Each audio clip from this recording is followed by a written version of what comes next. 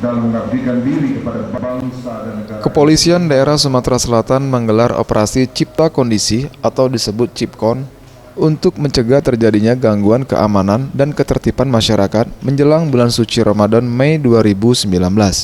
Dalam operasi Cipta Kondisi tersebut, Polda Sumsel menurunkan 600 personil gabungan dan didukung ratusan personil dari 17 satuan wilayah Polres. Dalam operasi Cipta Kondisi tersebut, petugas diperintahkan melakukan razia dengan sasaran penyakit masyarakat seperti minuman keras, judi, premanisme, pungutan liar atau pungli, prostitusi, dan penyalahgunaan narkoba di sejumlah kawasan dalam kota Palembang dan 16 daerah Sumsel lainnya.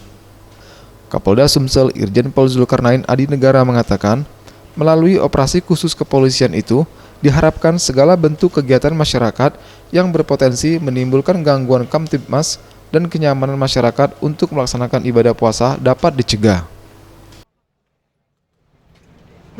Ya, ini apel kesiapan untuk operasi keselamatan MUSI 2019. Jadi memang setiap menjelang bulan Ramadan, kepolisian khususnya lalu lintas bersama stakeholder yang lain melakukan kegiatan operasi keselamatan MUSI 2019. Tujuannya tiada lain untuk pertama meningkatkan kesadaran masyarakat supaya berkeselamatan berlalu lintas.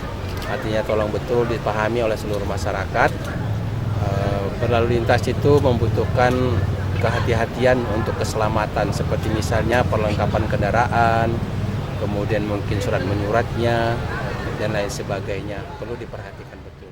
Kemudian jangan Ditambahkan Dirlantas Polda Sumsel, Kombes Pol Dwi Asmoro mengatakan, kegiatan operasi Cipta Kondisi juga menyasar pada para pengguna jalan yang melanggar lalu lintas antara lain jenis pelanggarannya ialah penggunaan safety belt, penggunaan helm, pengendara yang melawan arus, dan hal lain yang dapat membahayakan pengendara.